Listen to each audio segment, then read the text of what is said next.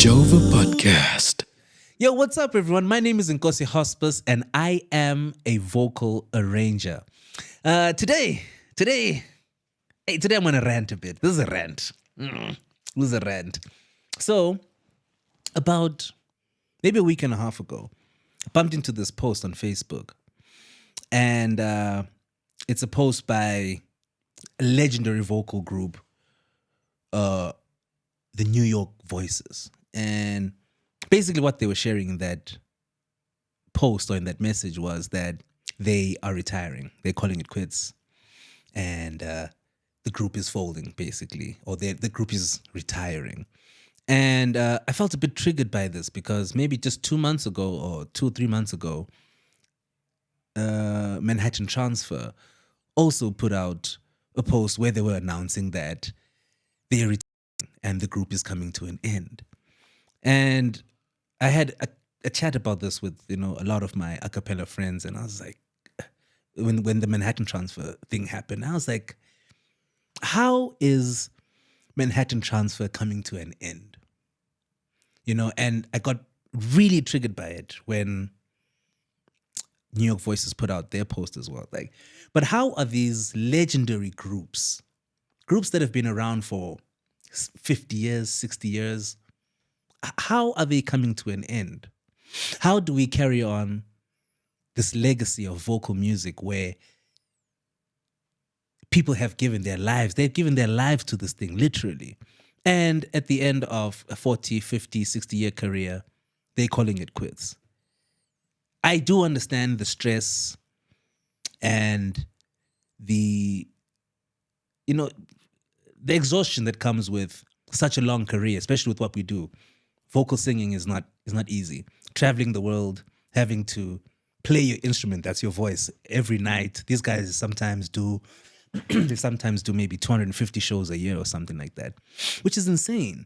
But for all of that to come to a standstill with a household name, a household brand like New York Voices, like the Manhattan Transfer, I can totally understand everything that comes with the decision to retire. But one thing for me that I would plead for is that can there be some sort of continuation? Can these things not just die? Can they not come to an end? There are so many people that, myself being one of them, who's been an a cappella fan from when I was such a young kid. And my dream was always to sing for a big professional a cappella group. And that's why I joined Just Six. And from the time we put this group together, when we became Just Six, it's been our life's mission, it's now 12 years, to live this out, to build this thing, and to live our dream. Unfortunately, as a young boy from South Africa, I wasn't going to be able to go and sing with Manhattan Transfer or New York Voices, or Take Six. So I started Just Six. I was about dead.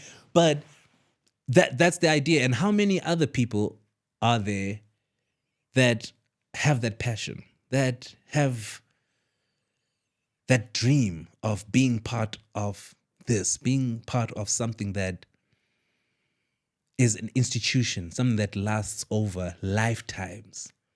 Why would something like that be taken from humanity? Why would something like that be taken from us? And maybe it's a bit of a rant, but also like maybe just a plea if it gets to, any of the people involved or, people that have been involved in other groups and all of that, just for us to have a conversation about this and see how we can keep this legacy of vocal music and a cappella music going from generation to generation. I believe there are thousands upon thousands of young people that would be excited at an opportunity or chance to join New York Voices or sing with the Manhattan Transfer. Give those kids a chance. Give the people that have lived their lives with a dream of being part of something like this a chance. And also, just for the sake of that history, with Manhattan Transfer, it's 10 Grammy Awards, a 10-time Grammy Award winning vocal group. That can't come to an end.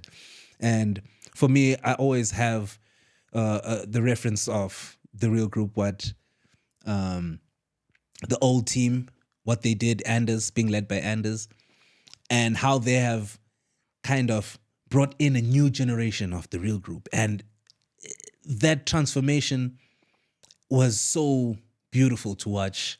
And when you watch them perform right now, all you can do is smile. And that legacy, that history will now carry on for another 30 years, another 40 years with these very young kids that are in the group right now, and that can carry on going for another 20 years. And for me, that is what I believe in, what I believe every vocal group that has that heritage, that's built that institution-like stature should live up to, you know. So yeah, this is a bit of a rant from me, and just a bit of a plea, I guess, in some way, to us who are involved in a cappella music, that let's think of the other people that we impact, the other people that we influence, the other people that we inspire. And when the time comes, being open to let other people come in and take over from where we've left off. If it's that we're tired, and if you still got energy, hey man, Claude McKnight is over 60 and he's got the energy. Keep going until you feel like you don't have the energy anymore. But when you feel like, look, I'm tired now, there's so many people waiting on the side, on the flank, saying, put me on, coach, put me on, coach. And with that, I believe it will grow the culture of vocal music, not only just as a small community, but as a big global community. That's what we are right now. And it's such a beautiful thing that we can be so connected through the internet. Like someone from Uganda, someone from Nigeria can leave Nigeria and move to the United States and go sing with New York Voices. So it opens so much opportunity, not only for, you know, the exchange of culture and the growth of the culture of a cappella, but just that love and passion for what we all love, which is vocal music. So yeah, this is me, my rant, and yeah, I hope it reaches someone, it touches someone, it inspires someone, and we change this a cappella world, and we take over the world one note at a time. Nkosie Hospas.